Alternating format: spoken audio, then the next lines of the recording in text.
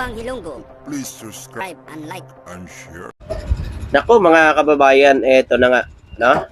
Umiiyak yung mga didilis mga kababayan kung bakit daw tinanggalan ni PNP Chief si Vice President Sara Duterte ng 75 na pulis mga kababayan. Grabe pala, no? 75 pala na pulis, pera pa yung mga security niya. May 75 pa talaga sa na pulis na nakabantay sa kanya mga kababayan. Grabe pala tong security ni Vice President Sara Duterte. At meron ding panawagan si Bato de la Rosa mga kababayan kung sino daw ang mag-volunteer na mga pulis para bantayan si Vice President Sara Duterte. Wala daw bayad. ano ba ito mga kababayan? Anong nangyari? Pwede ba naman yan mga kababayan? Magbabantay ka lang kay Vice President Sara Duterte, wala kang bayad. Ano yun? Wala kang pamilya? Wala kang binubuhay? Pero mga kababayan, pulis lang naman tinanggal sa kanya. Yung mga security naman, nandun pa rin sa kanya, mga kababayan. Yung security niya nandun pa rin. Yung mga pulis lang talaga ang kinuha ng PNP Chief. Nasanay ang mga pulis na yan ay siyempre mga kababayan para yung pulis para makapagbantay pa sa mga lugar, no? Sa mga kriminalidad dito sa bansa natin. Diba? Yung mga pulis na yan, pakimbagay na yan na magbantay sa mga kapaligiran at maproteksyonan itong ating mga kababayan sa mga masasamang loob. Bakit ba nanggagalaiti sila, mga kababayan? Ayon pa dito kay Senator Amy Marcos, mga kababayan, ito talaga maka Duterte. Binatikos umano ni Senator Amy Marcos ang PNP Chief, gustong ibalik ang seguridad ni VP Sara Duterte. Naku mga kababayan, grabe naman yan.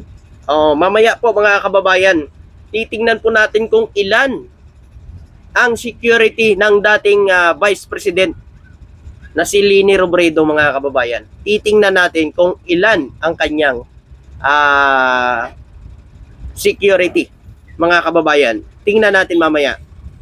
Basahin ko lang Kinundina ni Senator Amy Marcos ang pagtanggal ng 75 na police security detail ni Vice President Sara Duterte na hiniling na maibalik ito sa lalong madaling panahon. Nagmamadali pa mga kababayan.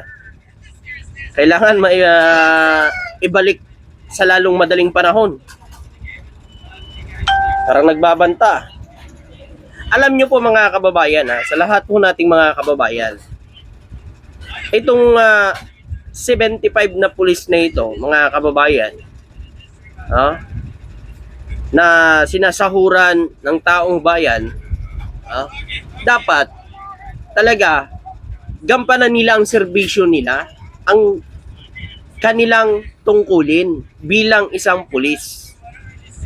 Hindi para sa isang tao lang. Mga kababayan, may security na si Vice President Sara Duterte. At wala naman tayong nabalitaan. Meron nagtatangka sa buhay ni Vice President Sara Duterte mga kababayan. Meron ba? Meron bang pagtatangka? Alam ko nga si Leni Robredo meron dati. Meron pagtatangka sa buhay niya pero yung security niya ganun pa rin karami. Hindi pa rin dinagdagan. Bumaba pa nga. Dapat lang mga kababayan nabawasan sa kasi ang dami niya palang security mga kababayan. Ito po. Ito, babasahin ko lang po Ito mga kababayan, kay Leni Robredo naman ito. Pahayag ni Leni Robredo, mga kababayan. 3 bisis pa rin kay Robredo ang pagbabawas ng seguridad ni VP Duterte. So ibig sabihin 3 bisis pa rin. So ibig sabihin yung kay Leni Robredo na security dati 100 plus lang. So yung kay VP Sara Duterte nasa 300 plus pa. So 3 bisis pa rin. So ang tinanggalan talaga doon yung pulis mga kababayan na 75. So ibig sabihin nasa 300 ng security po ni Vice President Sara Duterte. mga kababayan. Hindi pa ba sapat yun para protektahan siya? Mga kababayan, ang 300 plus na security ng BP, hindi pa rin sapat. Si Leni Robredo, mga kababayan, 100 plus lang ang kanyang security. Mga kababayan. Ito, babasahin ko Kahit na mabawasan na ang security force na kadetalye kay Vice President Sara Duterte, mayroon pa rin siyang 3 bisis na bilang ng mga tauhan na nasa pwesto ni dating Vice President Leni Robredo. Sabi umano ng abogadong si Barry Gutierrez nito lamang Martes. O nagpahayag itong abogado ni Leni Robredo, mga kababayan, ingil dito sa pagtanggal sa 75 na pulis kay Vice President Sara Duterte.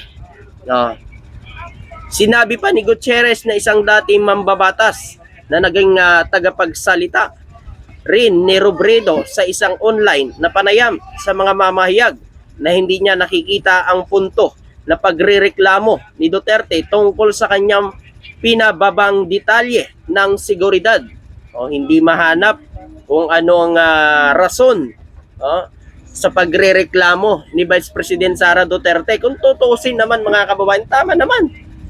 Biruin mo, kay Leni Robredo, 100 plus lang ang kanyang security. Habang ang kanya, nasa 300 plus. Bakit pa siya nagre-reklamo? Tinanggal lang talaga yung mga pulis. Para siyempre, mga kababayan, yung mga pulis na yun, magagamit pa, para sa pag-secure at pagbantay, kriminalidad dito sa bansa natin. Hindi lang isang tao, Ito pa, mga kababayan, ito, babasahin ko. Nag-post umano si Duterte noong Lunes ng isang bukas na lihim kay Philippine National Police, kay PNP Chief Romel Marbel, na tinawag na ang political harassment ang pagtanggal sa 75 na pulis. Ano political harassment dun, mga kababayan? Karapatan din naman siguro yun ng PNP Chief, di ba? Na kunin itong mga pulis na ito para, siyempre, mga kababayan, para ma-assign sa kanila talagang mga trabaho at kanilang pinag-aralan na trabaho, mga kababayan. Bakit nagagalit si Vice President Sara Duterte sa ginawang pagtanggal ng PNP Chief sa mga 75 na pulis na ito? Ay kung tutusin, mga kababayan, malaking tulong ito para bantayan at pangalagaan ang seguridad dito sa bansa natin.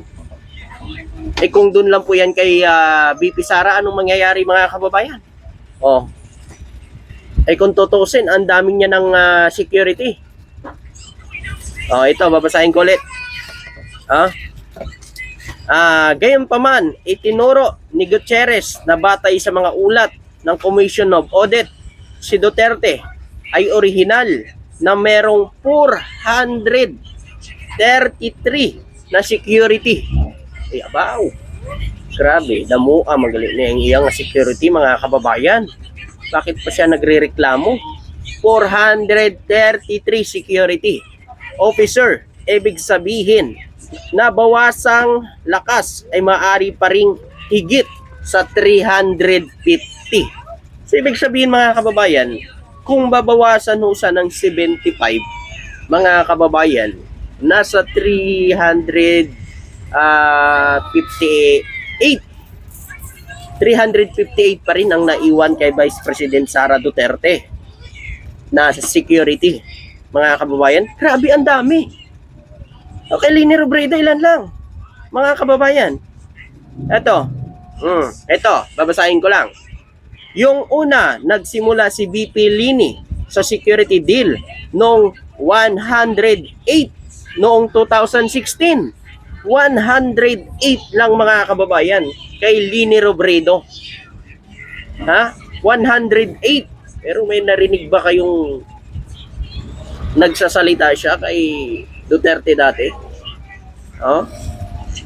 Kasi ang dami na yan 108.